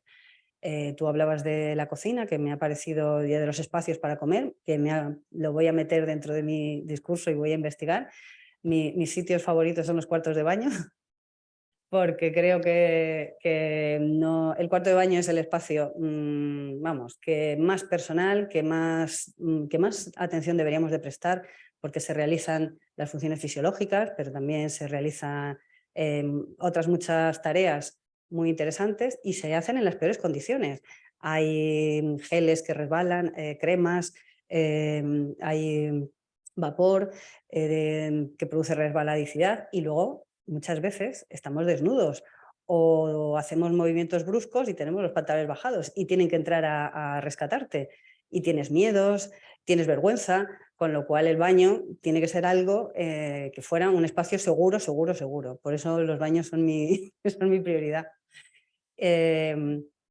¿Qué tenemos que hacer para eso? Pues contar con las distribuciones y las dimensiones, descartar que la accesibilidad y el diseño están reñidos, eso no es verdad, la accesibilidad y el diseño van de la mano y cuando pensamos en ello hacemos cosas chulas y cosas, vamos a llamarlo bonitas, aunque a mí no me gusta decir eso. Y para ello, pues, ¿qué tenemos que hacer? Pues necesitamos formación, necesitamos empatía, necesitamos usar el sentido común y que nuestro corazón le enseñe un poquito a nuestro cerebro. Y esto funciona, porque así tendremos viviendas sanas, ya que no se trata de que únicamente vivamos bajo un techo, sino que donde residamos sea un hogar que sea saludable. Y esto, bueno, pues es un poco lo que se consigue con la accesibilidad. Y nada, pues muchas gracias.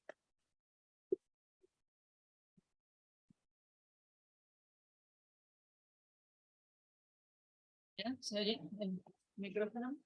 Pues si el cámara me lo permite, que al final parece que son los que mandan. Yo me voy a quedar aquí, porque la verdad es que cuando me invitaron a venir aquí, que fue una sorpresa, pero claro, mi reacción fue yo, ¿qué puedo aportar aquí? Yo vengo del mundo de la neurociencia, llevo 25 años trabajando en los laboratorios, he investigado siempre pues, qué hacen las neuronas, qué función tiene. Estuve mucho tiempo en enfermedad de Alzheimer, en traumatismos, y desde hace 10-12 años intento estudiar cómo el cuerpo influye sobre el cerebro. Entonces yo pensaba, bueno, ¿qué puedo aportar?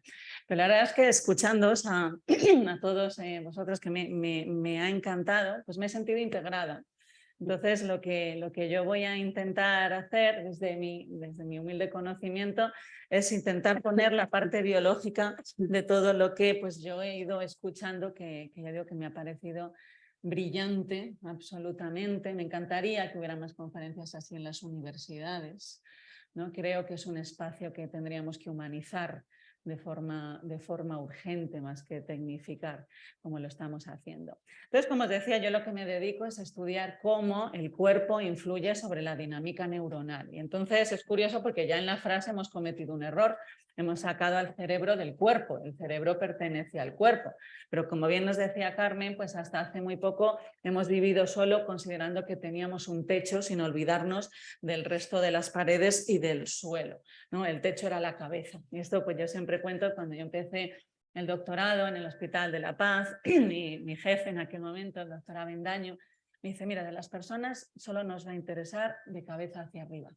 El resto lo sujeta, ¿no? Entonces era aquel cerebrocentrismo tremendo que yo en aquel momento aplaudía. El cerebro es el órgano más importante. Pero poco a poco, pues también intentando habitar mi propio cuerpo, pues me daba cuenta de que yo pues no solo estaba aquí, ¿no? Que había mucho más allá. Entonces empecé hace 12 años, cuando estaba en el King's College de Londres, a decir, yo creo que el resto de los órganos influyen en el cerebro. En aquel momento yo estaba en un proyecto en el King's College muy ambicioso, como lo que se hace siempre en el mundo anglosajón, donde medíamos el impacto que había tenido un daño cerebral en neonatos prematuros en su neurodesarrollo. Entonces medíamos a estos niños cuando ya eran adultos. Entonces una de las cuestiones que en aquel momento ya se empezaba a decir era el intestino. El intestino influye en el neurodesarrollo. O sea, ya que me voy a hablar con mi jefa, muy british ella, y le propongo que estudiemos también la dinámica del intestino de aquellos adolescentes, aquellos jóvenes. Ella baja las gafas, ¿no? Y me dice, pero you are crazy, o sea, tú, no sé qué, tú eres muy maja, eres muy simpática, ¿no? Esto me decía una y otra vez. Pero me dijo, deja de decir esas barbaridades, y mucho menos en nombre del King's College. El intestino no tiene nada que ver con el cerebro. Esto hace, pues, fijaros, yo estaba en el 2011 en Londres, o sea que no hace tanto, y de repente todo ha cambiado. Y esto ha sido maravilloso porque, bueno, hemos hablado de la homeostasis, pero Antonio Damasio, que es la figura más representante de la neurociencia, ya reconoció que la consciencia se debía asentar, bueno, la ciencia dice localizar, en la homeostasis. Es el equilibrio de todo el cuerpo. Por fin se reconocía, después de muchísimos años de lucha, que el organismo entero esculpe al cerebro, que el cerebro no es independiente del resto de los órganos, que el cerebro debe escuchar a los órganos y al cuerpo entero para poder tomar aquella decisión o para poder elaborar la respuesta neuronal. Esto pues fue un gran cambio, porque lo primero es que nos permitía deslocalizar. Ya no estábamos aquí, ¿no? Aquí en el techo, ¿no? Ya pues empezábamos a hablar de las paredes primero por fuera y de las habitaciones por dentro. Esto es un gran cambio, no solo desde un punto de vista conceptual y en mi punto de vista pues de los que intentamos elaborar una ciencia que sea mucho más humana y humanista, ¿no? Pero también nos abría las puertas a pues, lo que nos ha dicho Paula, la medicina preventiva, la medicina del estilo de vida. Cuando estamos hablando de la influencia que tiene el intestino, la respiración, el corazón, la vida activa o sedentaria sobre el cerebro, estamos hablando de qué podemos hacer para procurar una mejor salud, que llamamos generalmente salud física y una salud mental. Entonces, para ello, yo he traído aquí en esta bolsa, que os reconozco que es de zapatos, pues voy siempre cargada con una maqueta de un cerebro, ¿no? Pero bueno, lo primero que me sale es una neurona, que siempre pongo así porque así es muy infantil y me da vergüenza. ¿Por qué? Porque siempre intento hacer un homenaje a Ramón y Cajal, nuestro gran premio Nobel, que pues, en mi opinión está absolutamente infravalorado. Porque siempre decimos, ¿no?, que Ramón y Cajal, su contribución fue descubrir que el cerebro estaba formado por neuronas, pero sería más exacto decir que Ramón y Cajal descubre la arquitectura cerebral, porque ya se sabía que había neuronas. Lo que él descubre es cómo estaban localizadas y organizadas, ¿no? Lo que descubre es que una neurona en sí no es nada, sino que lo importante de ella es su capacidad de comunicarse, la capacidad que tiene la neurona de recibir información, la capacidad que tiene la neurona de emitir información. Entonces, esto es lo que hace al cerebro pues uno de los órganos que decimos más sofisticados. Es muy heterogéneo, hay muchas formas de neuronas, pero sobre todo es un organismo que trabaja en la cooperación de neuronas y la cooperación de áreas cerebrales. Afortunadamente hemos abandonado ese localizacionismo, esto está aquí, esta neurona hace esto y lo otro, ¿no?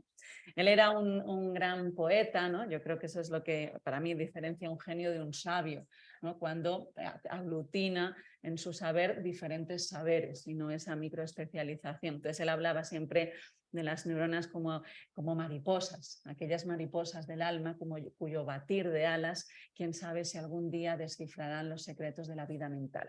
Así se expresaba la ciencia en el 1906, ¿no?, que es muy diferente a cómo se expresa hoy en día. Pero bueno, las neuronas es verdad que al cerebro humano, pues los que trabajamos en la neurociencia cognitiva, no nos interesan tanto porque no las podemos medir desde fuera. Lo que nosotros tenemos que medir pues, son esas vibraciones del cerebro. El mínimo número de neuronas que yo puedo medir desde fuera es 1 millón. Por tanto, una neurona en sí no me interesa. Lo que me interesa es el cerebro. Y para eso pues he traído esta maqueta, que es un cerebro que es más o menos a tamaño real, ¿no? O sea, que fijáis que es muy pequeño. Pues nuestro cerebro, como sabemos, es una casa que tiene 2 alas, ¿no? Son los 2 hemisferios que están unidos a la mitad por un cuerpo calloso que los comunica. Son hemisferios que son homólogos, pero no del todo simétricos. A veces utilizamos un poco más uno y utilizamos un poco más otro. Pues este sistema que considerábamos casi aislado, pues como decía mi jefe, pues solo nos interesaba de cabeza hacia arriba el ser, el resto del cuerpo pues lo dejábamos a veces fuera de la máquina y no nos importaba. Fijaros que hay una curiosidad en mi carrera, que mi primer artículo científico fue quitar el corazón del cerebro. Y mis artículos recientes son poner el corazón del cerebro otra vez en el cerebro. Cuando yo empecé, y no soy tan mayor, pues considerábamos que el resto de los órganos nos manchaban la actividad del cerebro, entonces había que quitarla. Hoy sabemos que no estaban manchando, sino que estaban influyendo. O sea, vemos lo mismo, pero lo miramos de forma diferente, pero siempre hemos visto lo mismo. Entonces, en el cerebro lo que hemos visto hoy es que realmente este sistema, que como digo, pues lo tengo aquí aislado, depende de lo que esté pasando abajo. Depende de lo que esté pasando en todos los órganos y depende de lo que está pasando en mis paredes, en mi arquitectura. Entonces vamos a hacer un recorrido desde fuera hacia adentro y desde abajo hacia arriba, ¿vale? ¿Cómo influye la postura de nuestro cuerpo? Pues nosotros aquí en el cerebro, en la corteza, sabemos que el cerebro se distingue la corteza, que es muy finita, de las partes subcorticales, es decir, lo que está dentro de la corteza. ¿Vale? Es como si tuviésemos casi 2 o 3 cerebros. Entonces, ¿por qué digo esto y por qué es importante? porque la información que procesa la corteza es la información de la que yo soy consciente. Lo que procesa, lo de dentro, yo no soy consciente. O sea, vosotros me estáis escuchando, esas palabras han llegado a los oídos, que esa vibración se ha traducido en electricidad y ha pasado por todo un recorrido de estaciones cerebrales de las cuales no sois conscientes. Como medio segundo después de que yo haya dicho mi palabra, vosotros sois conscientes de ella. Aquí ya nos estamos metiendo en algo, que es el mundo de la subjetividad, que es lo que en neurociencia se llama la representación interna de la realidad. Cuando esa información ha seguido un recorrido por esas partes subcorticales no conscientes de mi cerebro, va pasando por mi memoria, va pasando por mis emociones, va pasando por mi cultura, o sea, voy haciendo mi información mía. Y solo cuando ya llega a la corteza yo tengo esa experiencia consciente de lo que ha pasado, pero es mía exclusivamente, ¿no? Por eso yo siempre utilizo una frase del Talmud de Babilonia, la mística judía, que dice que no vemos las cosas como son, sino como somos. Y esa parte de la percepción es, vamos, absolutamente desde el punto de vista anatómico, ya hablamos de la subjetividad. Pero ¿qué pasa? Que para hablar de la subjetividad no podemos hablar solo del cerebro, hablamos también de todos los órganos. Es lo que hace que mi experiencia sea absolutamente mía y exclusivamente mía. Entonces aquí en la corteza, como decíamos, que es la parte más consciente, aquí hay una especie de diadema, es como si nos pusiéramos así las manos, que es la corteza somatosensorial. La corteza somatosensorial tiene en cuenta cómo está mi cuerpo por fuera, ¿vale? Entonces sabe pues algo, lo que yo esté sintiendo, pero no solo lo que yo estoy sintiendo si me tocan, sabe que si me estoy moviendo, yo sé dónde está mi mano aunque no la mire. O sea, tiene esa idea de nuestro propio cuerpo. Pero lo importante, y esto se sabe desde el año 1948-52, que es cuando Penfield descifra toda esta anatomía.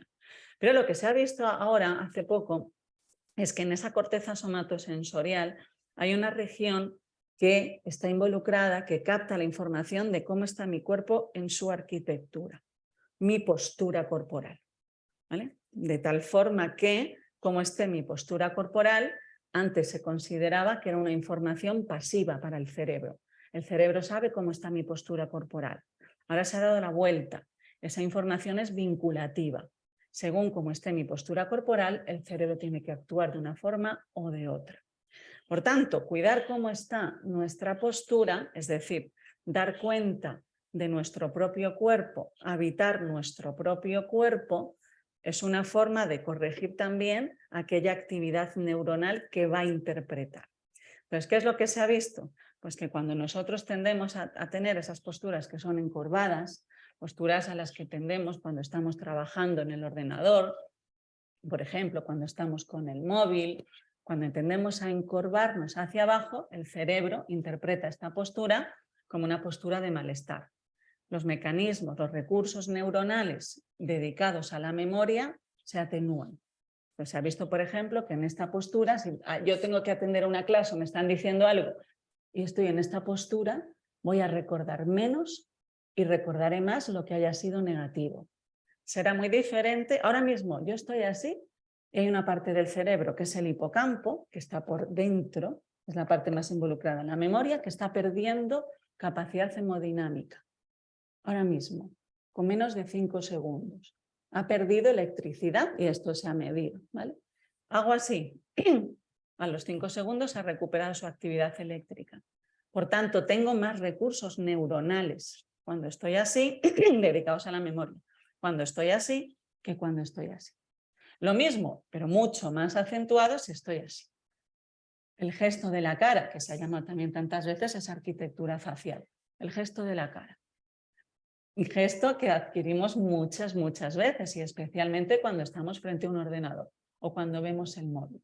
Fruncir el ceño solo por hacer esto, yo lo estoy haciendo. Y ahora estoy manipulando mi cerebro un montón. Solo por hacer esto estoy aumentando la actividad de una estructura que es la amígdala, que es la parte del cerebro más involucrada en las emociones. Hago así, a esto Cambridge le llama pacificar el gesto, que yo no caigo en esto, no es recursos de estar siempre sonriendo, que a mí me parece un poco exagerado, simplemente pacificar, poner una cara con la que tú quieres vivir, simplemente pacificar el gesto calma esa estructura neuronal, que es la amígdala, que cuanto más activada esté, somos más propensos a estresarnos, a estar más nerviosos. Fijaros el gesto facial. Hace 2 semanas se publica un estudio para que veamos la importancia que tiene la cara, la forma de la cara sobre nosotros, y se ha hecho un estudio de neuroimagen con personas a las que se les ha trasplantado la cara, un trasplante facial. Pues se ha visto que después de un trasplante facial, la estructura del cerebro que está más involucrada en la idea de quién soy yo, empieza a reorganizarse. Y esto es un estudio, ¿no?, que vuelve otra vez a la misma base. Somos también la forma de nuestro cuerpo. El cerebro va a interpretar cómo está nuestro cuerpo. Eso como experiencia y sugerencia personal, yo os recomendaría simplemente cuando estéis tranquilamente en casa, sentaros un momento y tener una cara que sea relajada, mínimamente sonriente y una cara enfadada. Notamos en nosotros, y eso es lo que medimos nosotros en los laboratorios con los campos magnéticos y tal. Entonces, ¿qué es lo que se ha visto? Que somos absolutamente ciegos a las sensaciones de lo que sucede en nuestro cuerpo. Entonces hace un estudio, se le hace pasar a diferentes personas por diferentes situaciones emocionales, unas más agradables, otras más desagradables, ¿no? Entonces se mide, ¿no?, con la termografía y con los campos eléctricos de todo el cuerpo, que esto solo lo tiene Harvard. Esa super máquina se mide. Entonces le dice, vale, pues te estreso, te recuerda cuando pasó no sé qué, ahora imagínate que estás sentado. Entonces le dicen, cuando está en esa situación, ¿dónde lo sientes en tu cuerpo? Pues la mayoría no sabía responder. No, estoy no sé qué, estoy todo muy mental. Sí, pero ¿dónde lo sientes?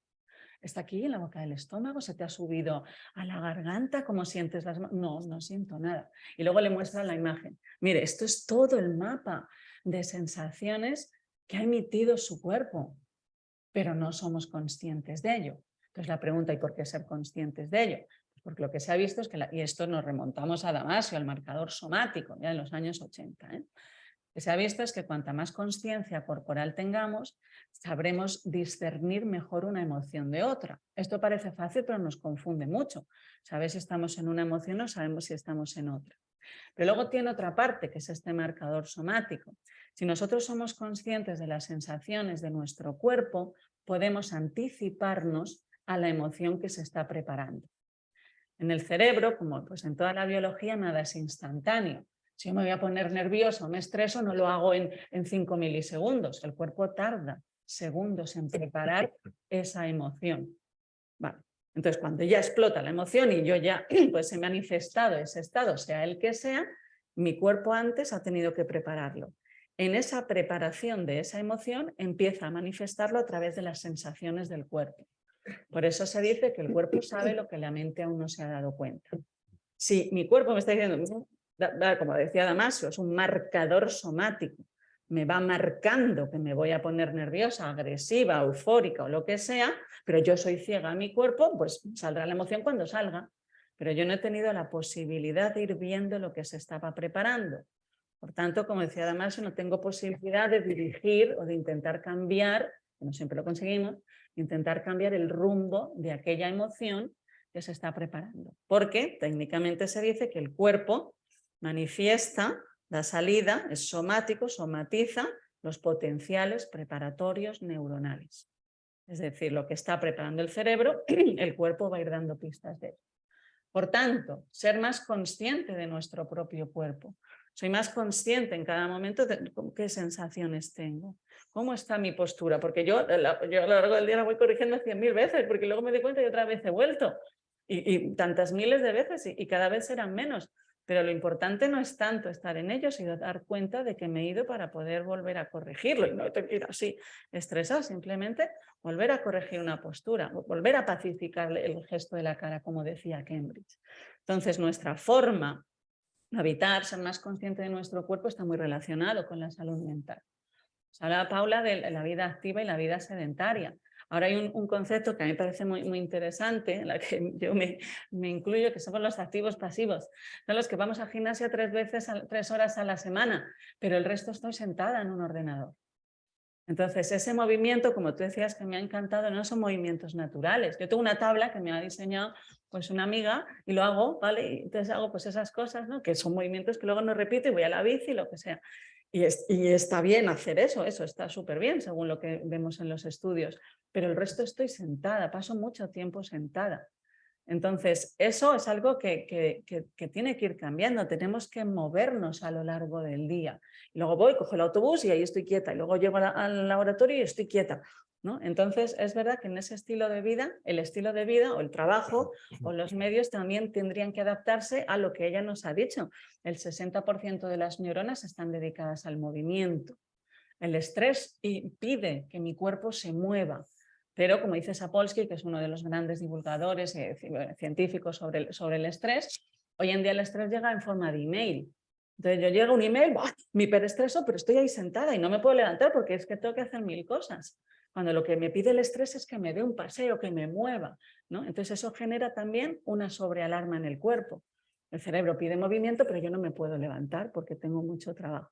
Son cosas en las que poco a poco yo creo que el ser conscientes de ello nos puede ayudar a ir definiendo mejores estilos de vida, mejores jornadas laborales. Yo tengo una hija y a mí me preocupa tremendamente el que ahora pues tiene 6 años, empieza el cole el año que viene. Anterior era infantil. Pues la van a sentar 7 horas al día en una silla que no es para nada anatómica. La silla del profesor, que normalmente está de pie, es mucho más cómoda. Entonces, esto no puede ser, van a sentar a mi hija con 6 años allí 7 horas sentada, sale al recreo, hay 1 hora de gimnasia o 2 horas a la semana, que bueno, pues en mi época era un cachondeo. Y yo creo, tiene que haber baile diariamente, tienen que salir a jugar. Los recreos, el patio tiene que tener naturaleza. Hay un estudio que se ha hecho en Barcelona hace muy poco, que medía el rendimiento cognitivo de los niños según el nivel de ruido de los barrios. Entonces lo que vieron es, bueno, lo que ya se esperaba, más nivel de ruido, menos rendimiento cognitivo, más alteraciones emocionales en los niños. El peor ruido era el ruido que es no constante, es decir, ese ruido de fondo del tráfico y de vez en cuando una ambulancia. Y entonces, como decíamos, ¿no? Y comentabais lo mismo con la luz. Yo lo estoy oyendo y los que hemos vivido en Madrid, pues eso era constante y no lo oyes, pero lo estás escuchando, que no es lo mismo. Y entonces eso es constante. La diferencia, los beneficios que tiene el estar rodeado de ciertos silencios, de ruidos naturales. Ahora hace poco en la Universidad de Barcelona ha hecho un proyecto que a mí me parece bellísimo. Se ha ido a Venezuela, a una cueva que está a 300 metros bajo la superficie y ha medido el máximo espacio que se ha medido de silencio absoluto, 0 vibración. Es una máquina que capta vibraciones que están absolutamente por debajo y por encima de lo audible. El máximo ha sido 3 horas de absoluto silencio, 0 vibración. De vez en cuando una piedra luego se contrae, se extiende, ¿no? Imaginaros en la superficie. O sea, el ruido es constante. Entonces, una cosa es el ruido y otra es el sonido de la naturaleza, que los niños oigan los pájaros, ¿no? Que salgan y tengan árboles. Esto, pues en el medio urbano es muy difícil, pues pongamos en los patios, ¿no? del cole que haya árboles, que haya, pues no sé, que podamos proporcionar un espacio verde allí, porque eso impacta mucho. Hay otro estudio, fijaros, maravilloso, como hemos dicho, la amígdala, que es una zona al lado del hipocampo, estamos hablando de zonas subcorticales. La amígdala se llama así porque es como una almendra. Pues es una estructura más involucrada en las emociones. Se activa mucho cuando hay una emoción que es agresiva y se silencia cuando hay una emoción que es placentera. Bueno, pues si nosotros hacemos un experimento en el que cogen a un grupo de personas y se les pide que den un paseo por la ciudad y otro grupo de personas se les da un paseo por un bosque, que esto fue una ciudad alemana que era como el Retiro de Madrid, o sea, no era un bosque, un parque así. Y entonces después de esa hora de paseo, ambos, el que venía de pasar por la ciudad y el que venía de pasear por este parque o bosque pequeñito, se les hacía pasar por una situación que era estresante y se medía su cerebro. Aquellos que habían paseado por la ciudad, su amígdala respondía más ante la situación estresante que aquel que venía de dar un paseo por el bosque. Es decir, los otros, que tenían más respuesta neuronal, iban a tener una emoción mucho más agresiva. Y van a tener una mayor respuesta visceral, porque la amígdala tiene mucha proyección descendente, es decir, la respiración, la conductancia de la piel, tensión de estómago, alteración intestinal, todo eso son las respuestas periféricas ante una emoción que todos hemos vivido. Fijaros si diariamente solo paseamos por la ciudad. Situaciones estresantes van a llegar, claro que van a llegar, pero ese entorno me hace que tenga más probabilidad de estresarme más que si estoy rodeada por un medio natural. Ellos, como os digo en este artículo que se publica en Nature, nos iban al bosque, era un parque como podía ser el Retiro. Es decir, podemos llenar las ciudades de más espacios verdes. Yo he vivido en Londres, hay muchos espacios verdes, muchísimo más que otras ciudades que yo he visitado que están aquí más cerca, ¿verdad? Entonces, eso sabemos que son pues, influencias que nos están llegando constantemente y que van a diseñar mi mapa de mi existencia también. Porque no solo soy yo y también todo lo que me rodea está influyendo tremendamente, ¿vale? Entonces, eso es desde la forma, desde el ejercicio físico. Hablabas que has hecho esa mención sobre la alimentación, que a mí me parece maravilloso, ¿no? Que los entornos a veces nos incitan a comer y a comer de una forma muy automática, muy mecánica, y sin ser conscientes de ello. Cuando yo como y soy consciente de lo que estoy comiendo, presto atención a las sensaciones, del sabor, a las texturas que normalmente no hacemos, ¿verdad? Pues cuando lo hago y soy consciente de ello, se activan zonas en el cerebro que regulan también digestión. O sea, que el ser consciente de lo que estamos comiendo también influye en el proceso digestivo. Nosotros hemos publicado en nuestro laboratorio, justo antes de pandemia, unos estudios en los que veíamos cómo las personas que llevan una vida sedentaria tienen alteraciones en su microbiota intestinal. La microbiota intestinal son los microorganismos que habitan en el intestino y que se sabe que influyen en el sistema inmune, en el sistema endocrino y en el sistema nervioso. Ya sabéis, la influencia del intestino sobre el cerebro está ampliamente reconocida. Es una de las grandes llaves a la salud mental, el intestino. Pues la vida sedentaria hace que mi microbiota tenga menos diversidad, por tanto es menos sana, ¿no? O sea que fijaros la importancia y luego pues no vamos a entrar aquí en la importancia de lo que comemos, que eso ya es tremendo. Seguimos subiendo hacia arriba, nos has hablado de la respiración, ¿no? La forma de respirar.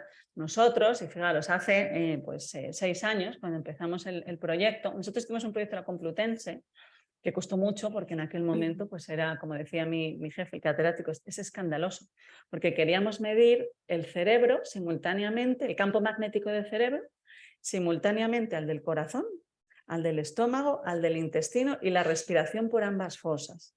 Pues no había ningún dispositivo ni en Harvard que pudiera medir todo eso simultáneamente, porque como según el paradigma no tenían nada que ver, habíamos separado lo que era inseparable, pues no había forma de medir todo aquello.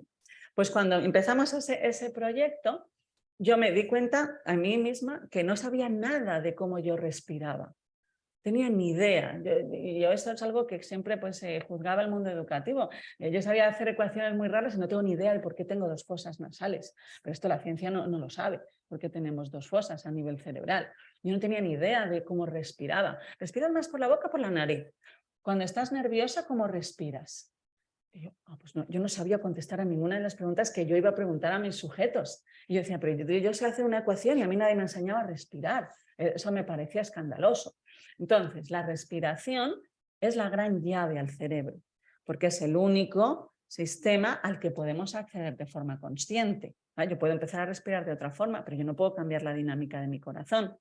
Bueno, pues la respiración, se descubre un núcleo, que es el complejo Prebotzinger, por aquí, que es el que capta cómo estamos respirando, todo. Si es por la boca, si es por la nariz, si es muy rápida, si es muy lenta, todo.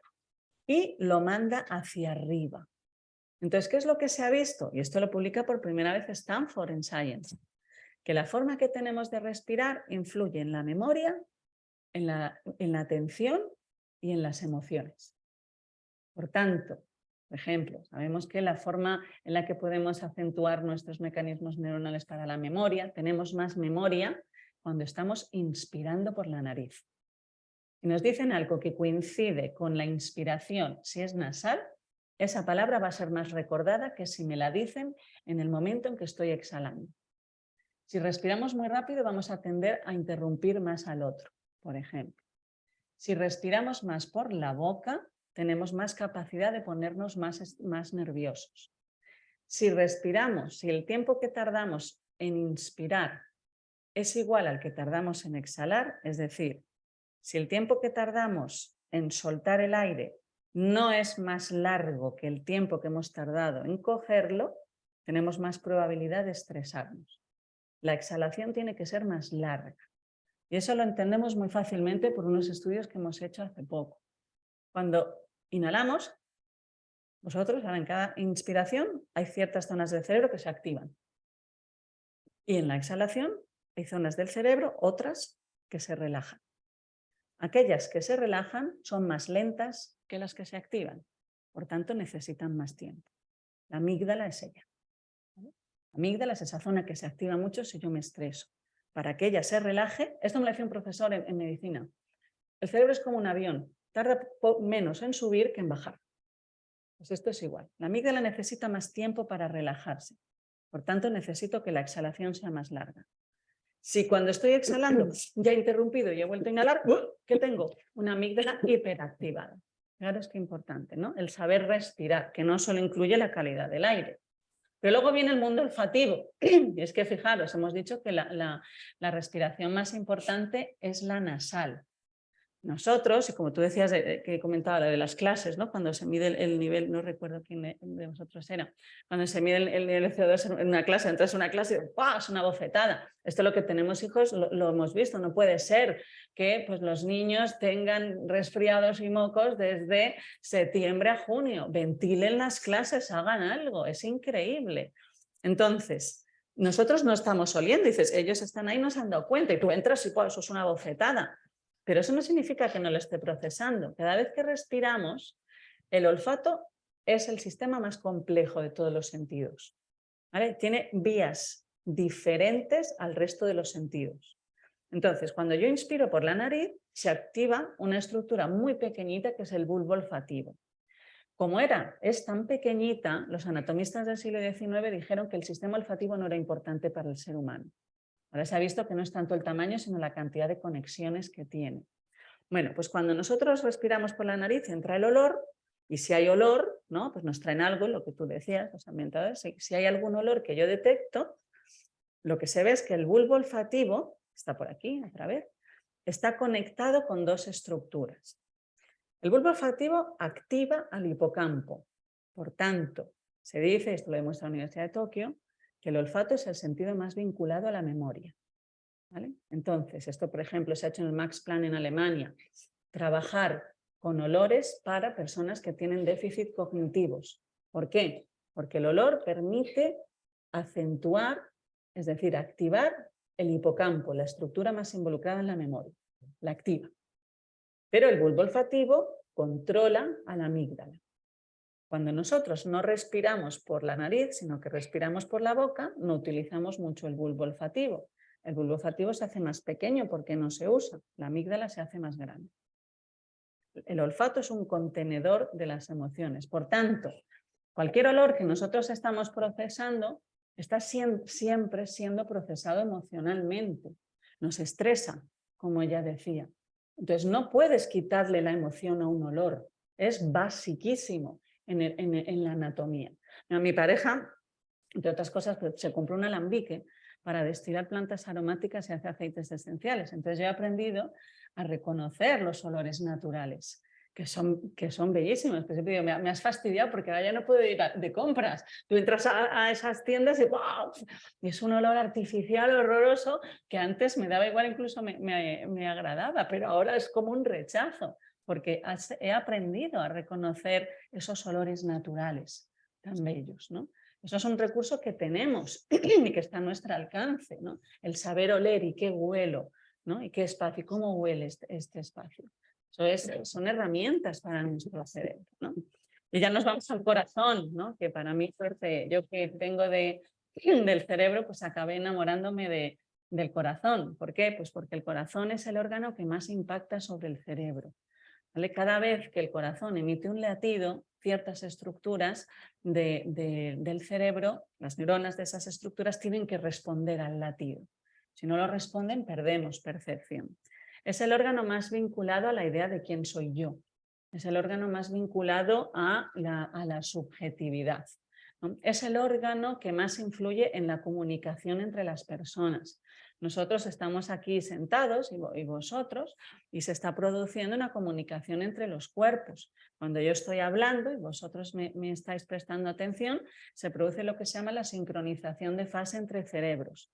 Vuestros cerebros van a intentar replicar lo que está haciendo el mío. Esto sucede también a través de la pantalla. Hablábamos antes, ¿no?, del teletrabajo y que para mí es maravilloso, ¿no?, conciliarlo pero con ese equilibrio. A mi juicio necesitamos el contacto con la persona, ¿no? Entonces, esa sincronización entre cerebros se produce a través de la pantalla, pero menos. Pero la que no se produce es la sincronización entre corazones. La comunicación, es decir, la dinámica de mi corazón, que es que esto ahí, ¿no?, en lo que habéis visto que me ha gustado mucho en la casa, ¿no?, que esto parece un electrocardiograma, ¿no?, que en una casa.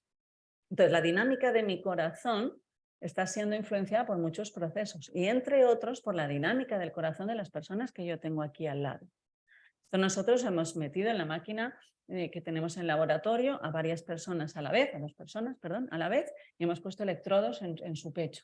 Hemos medido sus corazones, esto es el campo eléctrico del corazón, ¿vale? Entonces, hemos visto cómo, bum, bum, bum, se va compasando. No es ciego al corazón del otro. ¿Vale? Y esto es tremendo. La máxima comunicación entre corazones siempre es entre madre y los hijos. Y luego a partir de ahí hacia abajo. ¿Vale? Papá también hacia abajo. Entonces, el máximo es ese momento. Pero se produce, aquí se está produciendo eso. Entonces yo estoy hablando, maravilloso, estamos aquí hablando y parece que solo estamos hablando con la palabra. Pero nuestros cuerpos están hablando. Por tanto, hay una transmisión de no sé qué información me estará transmitiendo.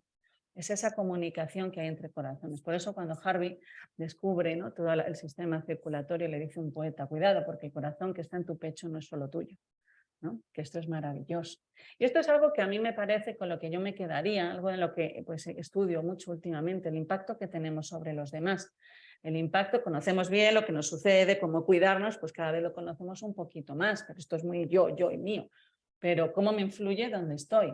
¿Cómo me influye? Pues yo salgo a la calle y cómo me influye lo que veo, ¿no? Cómo me influyen las personas de las que yo me rodeo. Por ejemplo, hablando del corazón, se ha visto que cuando nosotros apreciamos algo que consideramos nosotros como bello, esto hicimos un estudio que publiqué con Camilo José Cela Hijo, la apreciación de la belleza, ¿no? Personas a las que se les ponía diferentes escenas que tú puedes considerar bello o no. ¿Qué pasa en tu cerebro cuando consideras algo bello? La dinámica cerebral es muy diferente a cuando consideras algo que no ya que te parece feo, sino que te da igual.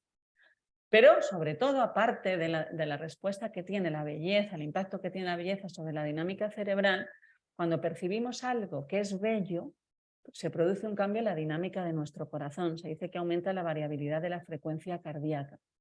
Pero cuando yo soy consciente de que estoy viendo algo que me resulta bello, que no siempre que veo algo bello soy consciente de que estoy viendo algo bello.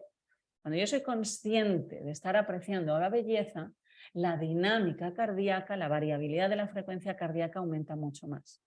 La variabilidad de la frecuencia cardíaca está relacionado con funciones cognitivas, emocionales, pero sobre todo con comunicación con el otro. Y mi corazón es muy rítmico, le va a costar más comunicarse con los otros corazones. O sea, que fijaos cómo nos influye todo lo que está sucediendo digamos, el exterior y el interior, que yo no sé dónde está la frontera, ¿no? Lo que nos influye, dónde estamos, el entorno.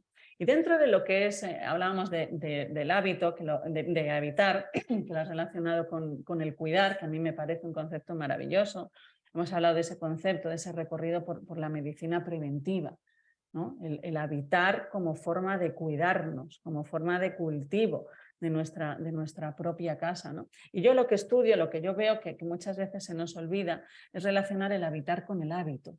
Es decir, vamos a instaurar hábitos en nosotros mismos, ¿no? Todos estos mensajes están muy bien, pero solo los podemos llevar a cabo a través de para mí, la herramienta más importante que tenemos, que es el esfuerzo, de la que no se habla constantemente, ¿no? De la que pues, solo hablamos de a dónde vas a llegar. Si meditas vas a estar muy bien, ya, pero que entre medias te tienes que sentar muchas horas que no te va a apetecer nada. Ese es el paso del que hay que hablar para normalizarlo. Cuando nosotros hacíamos los experimentos sobre cambio del estilo de vida, algunas personas, ¿no?, relataban, bueno, a mí esto me estresa mucho, tengo que cuidar la alimentación, me tengo que sentar, tengo que respirar, tengo que cuidarla. Y digo, esto es muy estresante, estoy más estresada que antes. pues no, vamos a transformar esa visión. No son obligaciones, son formas de respeto, son formas de cuidado. No hablemos de disciplina, ¿no? Hablemos de hábito, ¿no? Entonces, para mí, pues el cuidar, el habitar y el hábito pues están plenamente relacionadas. Por eso pues agradezco muchísimo de verdad la invitación a este espacio. Me ha encantado pues todo lo que he aportado y sobre todo pues me llevo una sensación, yo que soy muy optimista, ¿no? De cómo pues yo creo que entre todos y entre muchísimos estamos intentando desarrollar una sociedad que sea mucho más humana, ¿verdad? Y que la ciencia o la arquitectura esté más al servicio del humano, más que pues, al revés, lo humano al servicio de lo laboral. Muchísimas gracias.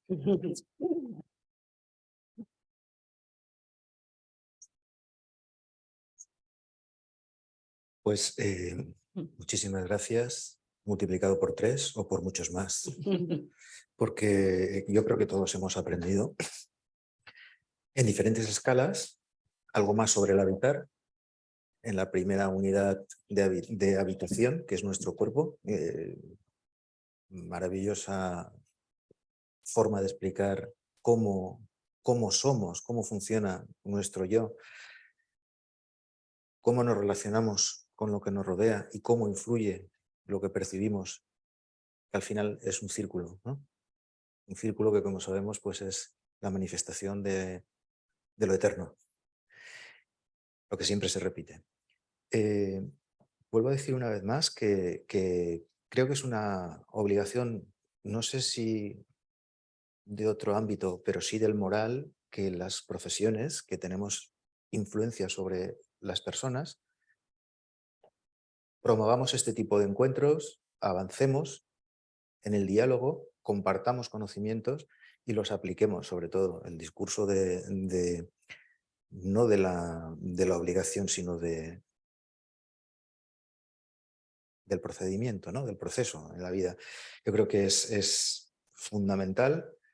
Nos está superando lo que nos venden como vida exitosa, nos está superando, nos está destrozando. Hay muchas cosas que se quedan hoy porque se nos ha hecho tarde, pero eso nos da la excusa para volver a vernos. Comentabas la sincronización de los corazones. Hay un experimento muy sencillo que está en YouTube, que es poner muchos metrónomos a la misma velocidad, pero en diferentes puntos. Yo no sé cuál es el misterio, y no hay truco, en que todos acaban sincronizados. Y es exactamente lo que ha dicho Nazaret, lo que pasa con una máquina electromagnética que somos nosotros. Muchas cosas tenemos que comentar, muchas cosas que creo que pueden venir y que serán de interés general.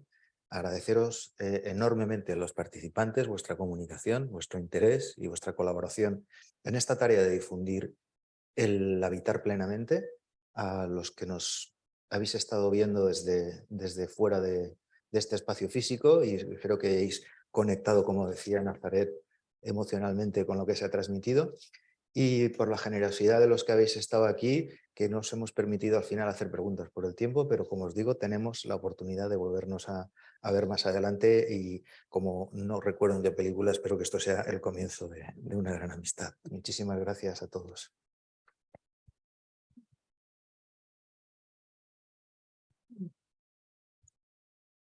Pues nada, sí, claro.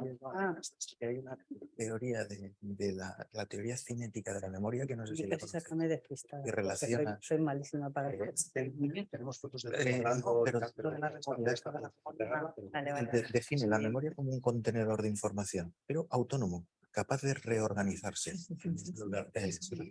Y vincula, digamos,